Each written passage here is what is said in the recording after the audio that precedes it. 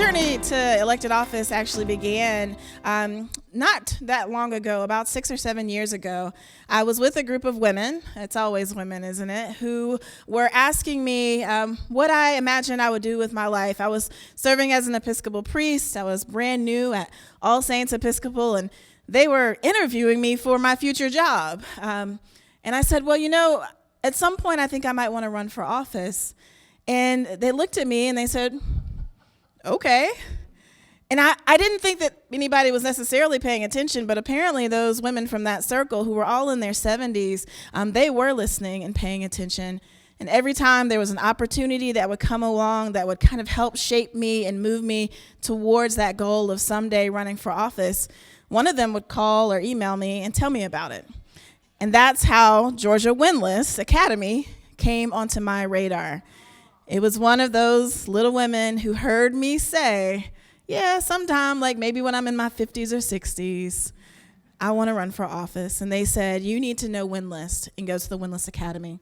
So that's where my journey began. I went and I spent a year, I guess it was a 9-month program, learning how to run a campaign, but also meeting incredibly dynamic women who were already serving in elected offices, who had already run successful campaigns. And it just planted those seeds more deeply and more firmly in me to know that this was possible, and that maybe I didn't have to wait another 20 years before I could run. So I'm really grateful that that seed and inspiration began, and it's really what has led me here.